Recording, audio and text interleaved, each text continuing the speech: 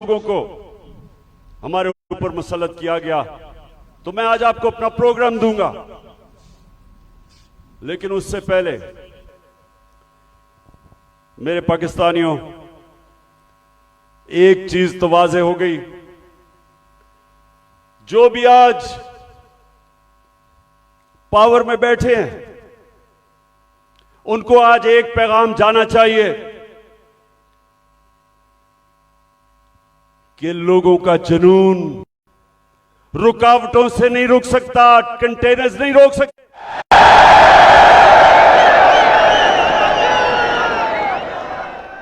एक अंग्रेजी में एक मुहावरा है कि no force, no army can stop an idea whose time has come. कि जब अल्लाह लोगों के दिलों में एक सोच डाल देता है तो कोई दुनिया की ताकत उसको रोक नहीं सकती। आप कंटेनर्स रखें, 2000 हमारे कारकुनों को आपने छापे मार के जेलों में डाल दिया, ये जलसा फेल करने के लिए। खौफ और हिरासा फैलाया हुआ, सारे रास्ते में कंटेनर्स रख दिए। लेकिन जब अल्लाह लोगों के दिलों में एक सोच डाल देता है, कोई कंटेनर, कोई पुलिस, कोई रेंजर, कोई नहीं रोक सकता उनको। और ये कौम, मैं अल्लाह का खास शुक्र इसलिए अभी अदा करता हूं कि मैं अल्लाह से दुआ करता था कि अल्लाह, मैं बाहर की दुनिया में इतना टाइम गुजारा, वो जिंदा कौमें मैंने देखी थी, मैंने लोगों को जुल्म के सामने खड़े होते देखा है, नाइंसाफी के सामने। मैंने बाहर के लोगों को अमर बिल मारूफ पे चलते देखा है, बुराई के खिलाफ खड़े हुए हैं, अच्छाई के साथ खड़े हुए हैं। लेकिन मैं अपनी कौम में ये नहीं देखता था। मैं अपनी कौम को, अफसोस से मुझे कहना पड़ता है कि हर किस्म का जुल्म बर्दाश्त करते देखा। और जब एक कौम जुल्म के सामने नहीं खड़ी होती, मेरे पाकिस्तानियों, वो गुलाम बन जाते हैं। और गुलामों की कोई हैसियत नहीं दुनिया में। मौलाना रूमी ने जिस तरह कहा कि जब मेरे अल्लाह ने तुम्हें पर दिए हैं, क्यों चूंटियों की तरह रेंग रहे हो? क्योंकि गुलाम रेंगते हैं, आजाद इंसान ऊपर जाते हैं। इलामा इकबाल, शायद ही मुसलमान दुनिया में इस तरह का ज़हन आया हो। उनकी शायरी, उनका फलसफा, गौर से उसको अगर आप पढ़ेंगे तो एक बार बार पैगाम वो देते हैं। हिंदुस्तान के गुलामी के अंदर पिसे हुए मुसलमानों को जगा रहे थे। उनको, मुसलमानों को याद करा रहे थे कि एक वक्त तुमने दुनिया की इमामत की थी और आज तुम्हारी कोई हैसियत नहीं है। जगा रहे थे उनको। सारा वक्त मुसलमानों को समझा रहे थे कि सिर्फ आजाद इंसानों की हैसियत होती है। तो पाकिस्तानियों, हम जो 23 मार्च बनाते हैं, हम 14 अगस्त बनाते हैं, लेकिन क्या हमें समझ है कि आजादी के लिए क्यों दुनिया तरसती है? क्यों आजादी? कई गुलाम भी बड़े खुशहाल होते हैं। कई मुल्कों के ऊपर दूसरे मुल्कों ने कब्जा किया तो वहां इतनी गुर्बत भी नहीं हुई, वो मुल्क कई बेहतर भी चल पड़े। हांगकांग एक मैं मिसाल देता हूं। हांगकांग गुलामी के अंदर उनके माशी हालात तो अच्छे थे, लेकिन पाकिस्तानियों सुन लो, जब से अल्लाह ने दुनिया बनाई है हमेशा इंसान आजादी चाहता है। वो क्यों चाहता है? क्योंकि सिर्फ आजाद इंसानों की परवाज है। कभी आज तक सुना है कि किसी गुलाम इंसान ने, गुलाम ज़हनियत के इंसान ने, या किसी मुल्क जो गुलाम हो, कभी सुना है कि उसने कोई बड़ा काम किया हो? कभी सुना है कि दुनिया में उनकी कोई हैसियत हो? गुलाम अच्छे गुलाम रहते हैं। गुलामों की जिंदगी में जिल्लत है। अगर इंसान जिसको अल्लाह ने अशरफुल मखलूकात बनाया, सबसे अजीम मखलूक, तो अगर उसको अपने मुकाम की समझ नहीं है तो वो तो जानवर भी दुनिया में आते हैं, खाते पीते हैं, बच्चे पैदा करते हैं और मर जाते हैं। इंसान तो वो है जो अपना मुकाम समझता है। और इल्लामा इकबाल ने ये सोए हुए मुसलमानों को जगाने के लिए कुरान के अंदर से, आयतों के अंदर से उन्होंने शेर व शायरी की, बताया मुसलमानों को कि तुम्हारा मुकाम है कि तुम एक अजीम कौम थे, क्यों ऊपर गए और आज क्यों नीचे हो। तो पाकिस्तानियों, मैं जो आज आपसे खास पहले तो अपना प्रोग्राम देने से पहले बात क्या करना चाहता हूं। देखें, हमारा जो कलमा है ला इलाहा इल्लल्लाह, वो याद रखें। आप अल्लाह के सामने दावा कर रहे हैं कि मौला तेरे सिवा हम किसी के सामने नहीं झुकते। ये बड़ा दावा है। आप अपनी आजादी का दावा कर रहे हैं। आप अल्लाह के सामने एक बहुत बड़ा वादा कर रहे हैं, गवाही दे रहे हैं कि मौला मैं मर जाऊंगा लेकिन किसी की गुलामी सिवाय तेरे नहीं करूंगा। यह है ला इलाहा इल्लल्लाह का मतलब। और जब मेरी नजर में, मैं कोई इस्लाम का आलिम नहीं हूं, लेकिन मेरी नजर में जब एक इंसान किसी और इंसान के सामने झुकता है, जब किसी बुत की पूजा करता है, और मेरी नजर में सबसे बड़ा बुत खौफ का बुत है, जब वो खौफ की गुलामी करता है, वो इंसान जो कुरान में कहते हैं, अल्लाह कहता है कि जब इंसान गिरता है जानवरों से भी नीचे चला जाता है। तो मेरे पाकिस्तानियों, यहां 23 मार्च 1940, 23 मार्च 1940 मेरे सबसे पाकिस्तान के अजीम लीडर कायदे आजम, उन्होंने एक बहुत बड़े ख्वाब पाकिस्तान की रेजोल्यूशन पास की थी। मेरे वालिद इकरामुल्लाह खान न्याजी इसी मिंटो पार्क में वो सुन रहे थे, और वो भी इस ख्वाब की कि जी पाकिस्तान बनेगा। हालांकि तब कोई नहीं समझता था कि हमारा पाकिस्तान बनेगा। कायदे आजम जब पाकिस्तान में, जब अभी पाकिस्तान नहीं बना था, जब कराची में पाकिस्तान बनने से 3 हफ्ते पहले जब वो कराची आते हैं, तो अपने असिस्टेंट एडमिरल एहसन को कहते हैं, ये एडमिरल एहसन अपनी डायरीज में लिखते हैं, वो कहते, कायदे आजम कहते कि मैं नहीं समझता था मेरी जिंदगी में पाकिस्तान बनेगा। बड़ा मुश्किल था यह मुल्क बनना, बड़ा ख्वाब था। तो आज हम अपने आप से पूछें कि क्या इस पाकिस्तान के लिए यह कुर्बानियां दी थी लाखों लोगों ने? हम जब बड़े हो रहे थे तो नहर के ऊपर जिधर हम रहते थे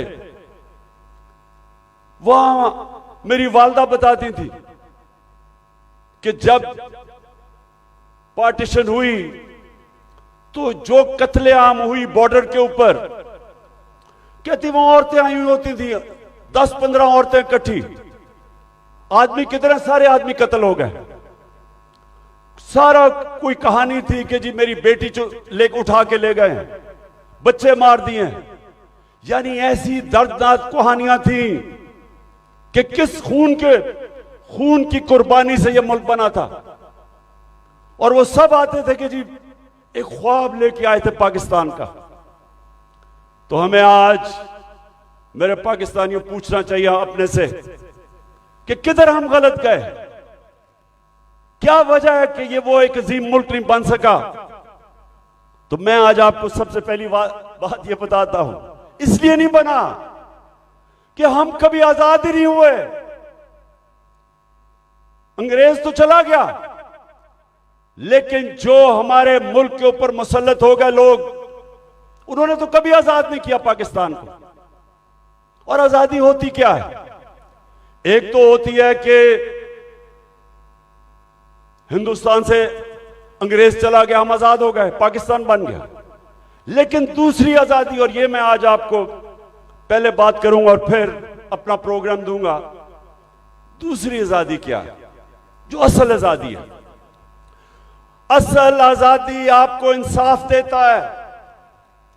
एक कौम को असल आजादी तब मिलती है जिस कौम में कानून की हुक्मरानी होती है, जिधर इंसाफ होता है। और इंसाफ का क्या मतलब? कि जिधर ताकतवर और कमजोर कानून के सामने एक बराबर, जिधर कानून कमजोर आदमी को ताकतवर से तहफ्फुज देता है। जब एक माशरे के अंदर एक मुल्क का कानून एक कमजोर को ताकतवर से तहफ्फुज देता है, वो इंसानों को आजाद कर देता है। और वही आजाद इंसान मुल्क को उठा देते हैं। तो जो आजादी हमें रूल ऑफ लॉ से मिलनी चाहिए थी, कानून की हुक्मरानी से जो आजादी मिलनी चाहिए थी, वो नहीं मिली। क्यों नहीं मिली? पहले मार्शल लॉ लग गया। मार्शल लॉ का मतलब यह कि आपका आइन खत्म हो गया। जो ताकतवर है वो फैसला करेगा कि कौन सा कानून पे वो चलेगा और कौन से पे नहीं चलेगा। तो मार्शल लॉ लग गया।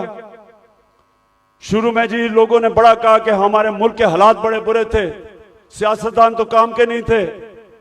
तो चले जी ठीक है, मार्शल लॉ लग गया, हमें खतरा था हिंदुस्तान से।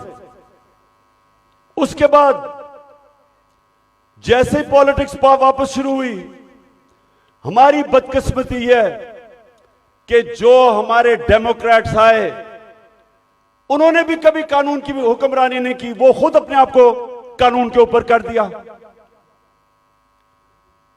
जब मार्शल लॉ आता था, कानून खत्म, आइन खत्म। लेकिन जब हमारे लोग जो डेमोक्रेट्स अपने आप को कहते थे, उन्होंने भी कानून को नहीं चलने दिया।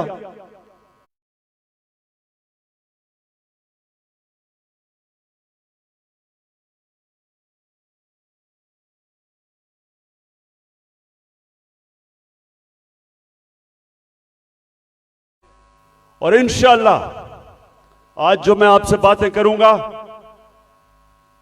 मैं आपको यह बताऊंगा कि हमने अपने मुल्क को किस तरह इस दलदल से निकालना है, जिस दलदल में एक साजिश के तहत हमारी हुकूमत गिराई गई और इस मुल्क के बड़े बड़े जुराइम पेशा लोगों को हमारे ऊपर मुसल्लत किया गया। तो मैं आज आपको अपना प्रोग्राम दूंगा, लेकिन उससे पहले मेरे पाकिस्तानियों, एक चीज तो वाज़े हो गई, जो भी आज पावर में बैठे हैं, उनको आज एक पैगाम जाना चाहिए कि लोगों का जुनून रुकावटों से नहीं रुक सकता, कंटेनर्स नहीं रोक सकते।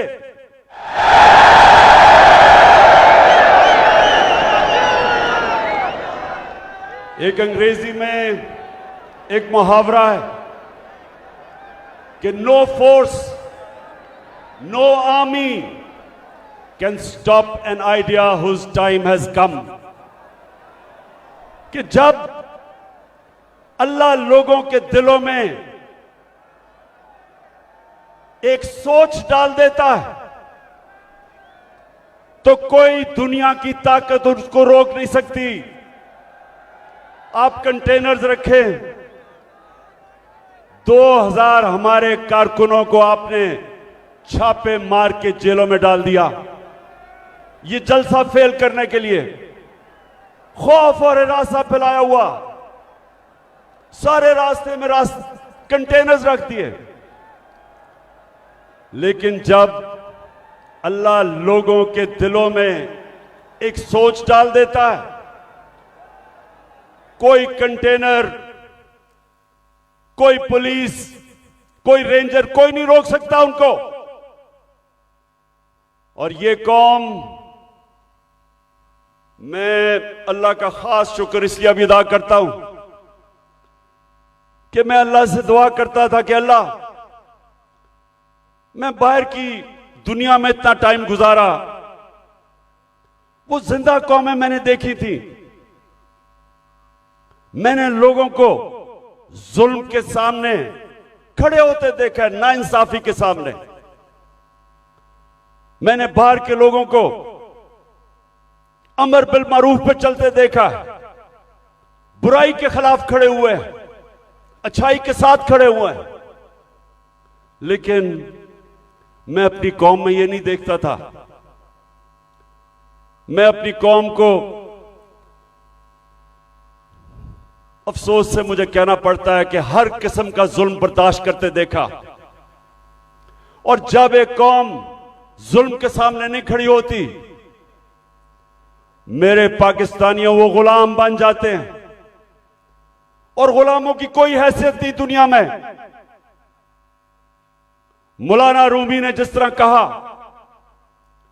कि जब मेरे अल्लाह ने तुम्हें पर दिए हैं, क्यों चूंटियों की तरह रेंग रहे हो? क्योंकि गुलाम रेंगते हैं, आजाद इंसान ऊपर जाते हैं। इलामा इकबाल, शायद ही मुसलमान दुनिया में इस तरह का ज़हन आया हो। उनकी शायरी, उनका फलसफा, गौर से उसको अगर आप पढ़ेंगे तो एक बार बार पैगाम वो देते हैं। हिंदुस्तान के गुलामी के अंदर पिसे हुए मुसलमानों को जगा रहे थे। उनको, मुसलमानों को याद करा रहे थे कि एक वक्त तुमने दुनिया की इमामत की थी और आज तुम्हारी कोई हैसियत नहीं है। जगा रहे थे उनको। सारा वक्त मुसलमानों को समझा रहे थे कि सिर्फ आजाद इंसानों की हैसियत होती है। तो पाकिस्तानियों, हम जो 23 मार्च बनाते हैं, हम 14 अगस्त बनाते हैं, लेकिन क्या हमें समझ है कि आजादी के लिए क्यों दुनिया तरसती है? क्यों आजादी? कई गुलाम भी बड़े खुशहाल होते हैं, कई मुल्कों के ऊपर दूसरे मुल्कों ने कब्जा किया तो वहां इतनी गुर्बत भी नहीं हुई, वो मुल्क कई बेहतर भी चल पड़े। हांगकांग एक मैं मिसाल देता हूं। हांगकांग गुलामी के अंदर उनके माशी हालात तो अच्छे थे, लेकिन पाकिस्तानियों सुन लो, जब से अल्लाह ने दुनिया बनाई है, हमेशा इंसान आजादी चाहता है। वो क्यों चाहता है? क्योंकि सिर्फ आजाद इंसानों की परवाज है कभी आज तक सुना है कि किसी गुलाम इंसान ने, गुलाम ज़हनियत के इंसान ने, या किसी मुल्क जो गुलाम हो, कभी सुना है कि उसने कोई बड़ा काम किया हो? कभी सुना है कि दुनिया में उनकी कोई हैसियत हो?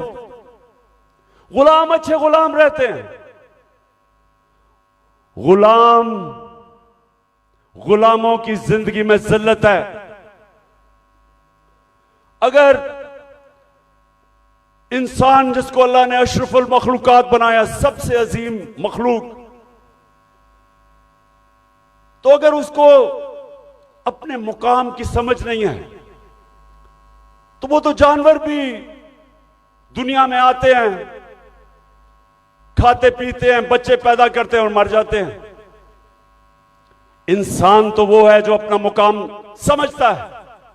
और इल्लामा इकबाल ने ये सोए हुए मुसलमानों को जगाने के लिए कुरान के अंदर से, आयतों के अंदर से उन्होंने शेर व शायरी की, बताया मुसलमानों को कि तुम्हारा मुकाम है कि तुम एक अजीम कौम थे, क्यों ऊपर गए और आज क्यों नीचे हो। तो पाकिस्तानियों, मैं जो आज आपसे खास, पहले तो अपना प्रोग्राम देने से पहले बात क्या करना चाहता हूं। देखें, हमारा जो कलमा है ला इलाहा इल्लल्लाह, वो याद रखें। आप अल्लाह के सामने दावा कर रहे हैं कि मौला तेरे सिवा हम किसी के सामने नहीं झुकते। ये बड़ा दावा है। आप अपनी आजादी का दावा कर रहे हैं। आप अल्लाह के सामने एक बहुत बड़ा वादा कर रहे हैं, गवाही दे रहे हैं कि मौला मैं मर जाऊंगा लेकिन किसी की गुलामी सिवाय तेरे नहीं करूंगा। यह है ला इलाहा इल्लल्लाह का मतलब। और जब मेरी नजर में, मैं कोई इस्लाम का आलिम नहीं हूं, लेकिन मेरी नजर में जब एक इंसान किसी और इंसान के सामने झुकता है, जब किसी बुत की पूजा करता है, और मेरी नजर में सबसे बड़ा बुत खौफ का बुत है, जब वो खौफ की गुलामी करता है, वो इंसान जो कुरान में कहते हैं, अल्लाह कहता है कि जब इंसान गिरता है जानवरों से भी नीचे चला जाता है। तो मेरे पाकिस्तानियों, यहां 23 मार्च 1940, 23 मार्च 1940 मेरे सबसे पाकिस्तान के अजीम लीडर कायदे आजम, उन्होंने एक बहुत बड़े ख्वाब, पाकिस्तान की रेजोल्यूशन पास की थी। मेरे वालिद इकरामुल्लाह खान न्याजी इसी मिंटो पार्क में वो सुन रहे थे, और वो भी इस ख्वाब की कि जी पाकिस्तान बनेगा। हालांकि तब कोई नहीं समझता था कि हमारा पाकिस्तान बनेगा। कायदे आजम जब पाकिस्तान में, जब अभी पाकिस्तान नहीं बना था, जब कराची में पाकिस्तान बनने से 3 हफ्ते पहले जब वो कराची आते हैं, तो अपने असिस्टेंट एडमिरल एहसन को कहते हैं, ये एडमिरल एहसन अपनी डायरीज में लिखते हैं, वो कहते हैं, कायदे आजम कहते कि मैं नहीं समझता था मेरी जिंदगी में पाकिस्तान बनेगा। बड़ा मुश्किल था ये मुल्क बनना, बड़ा ख्वाब था। तो आज हम अपने आप से पूछें कि क्या इस पाकिस्तान के लिए ये कुर्बानियां दी थी लाखों लोगों ने? हम जब बड़े हो रहे थे तो नहर के ऊपर जिधर हम रहते थे, वहां मेरी वालदा बताती थी कि जब पार्टीशन हुई तो जो कत्लेआम हुई बॉर्डर के ऊपर, कहती वहां औरतें आई हुई होती थी, 10-15 औरतें इकट्ठी, आदमी कितने सारे आदमी कत्ल हो गए। सारा कोई कहानी थी कि जी मेरी बेटी ले उठा के ले गए, बच्चे मार दिए। यानी ऐसी दर्दनाक कहानियां थी कि किस खून की कुर्बानी से यह मुल्क बना था। और वो सब आते थे कि जी एक ख्वाब लेके आए थे पाकिस्तान का। तो हमें आज मेरे पाकिस्तानियों पूछना चाहिए अपने से कि किधर हम गलत गए, क्या वजह है कि ये वो एक अजीम मुल्क नहीं बन सका। तो मैं आज आपको सबसे पहली बात ये बताता हूं, इसलिए नहीं बना कि हम कभी आजाद ही नहीं हुए। अंग्रेज तो चला गया, लेकिन जो हमारे मुल्क के ऊपर मुसल्लत हो गए लोग, उन्होंने तो कभी आजाद नहीं किया पाकिस्तान को। और आजादी होती क्या है? एक तो होती है कि हिंदुस्तान से अंग्रेज चला गया, हम आजाद हो गए, पाकिस्तान बन गया। लेकिन दूसरी आजादी, और ये मैं आज आपको पहले बात करूंगा और फिर अपना प्रोग्राम दूंगा, दूसरी आजादी क्या है, जो असल आजादी है। असल आजादी आपको इंसाफ देता है। एक कौम को असल आजादी तब मिलती है जिस कौम में कानून की हुक्मरानी होती है, जिधर इंसाफ होता है। और इंसाफ का क्या मतलब? कि जिधर ताकतवर और कमजोर कानून के सामने एक बराबर, जिधर कानून कमजोर आदमी को ताकतवर से तहफ्फुज देता है। जब एक माशरे के अंदर एक मुल्क का कानून एक कमजोर को ताकतवर से तहफ्फुज देता है, वो इंसानों को आजाद कर देता है।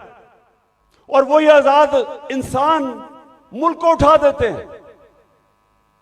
तो जो आजादी हमें रूल ऑफ लॉ से मिलनी चाहिए थी,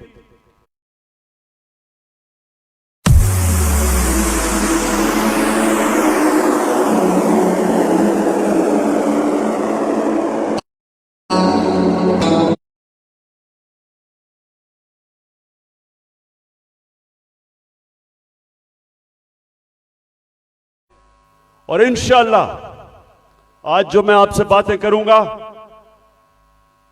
मैं आपको यह बताऊंगा कि हमने अपने मुल्क को किस तरह इस दलदल से निकालना है, जिस दलदल में एक साजिश के तहत हमारी हुकूमत गिराई गई और इस मुल्क के बड़े बड़े जुराइम पेशा लोगों को हमारे ऊपर मुसल्लत किया गया। तो मैं आज आपको अपना प्रोग्राम दूंगा, लेकिन उससे पहले मेरे पाकिस्तानियों, एक चीज तो वाज़े हो गई, जो भी आज पावर में बैठे हैं उनको आज एक पैगाम जाना चाहिए कि लोगों का जुनून रुकावटों से नहीं रुक सकता, कंटेनर्स नहीं रोक सकते।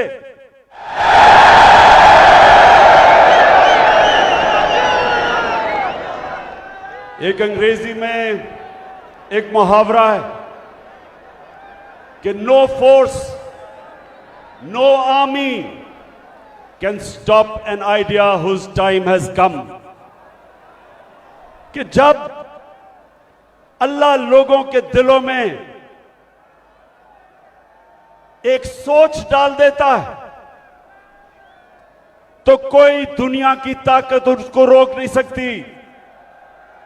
आप कंटेनर्स रखें, 2000 हमारे कारकुनों को आपने छापे मार के जेलों में डाल दिया, ये जलसा फेल करने के लिए।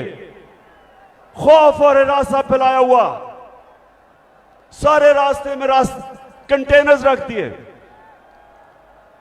लेकिन जब अल्लाह लोगों के दिलों में एक सोच डाल देता है, कोई कंटेनर कोई पुलिस, कोई रेंजर, कोई नहीं रोक सकता उनको। और ये कौम, मैं अल्लाह का खास शुक्र इसलिए अभी अदा करता हूं कि मैं अल्लाह से दुआ करता था कि अल्लाह, मैं बाहर की दुनिया में इतना टाइम गुजारा, वो जिंदा कौमें मैंने देखी थी, मैंने लोगों को जुल्म के सामने खड़े होते देखा, नाइंसाफी के सामने। मैंने बाहर के लोगों को अमर बिल मारूफ पे चलते देखा, बुराई के खिलाफ खड़े हुए, अच्छाई के साथ खड़े हुए। लेकिन मैं अपनी कौम में ये नहीं देखता था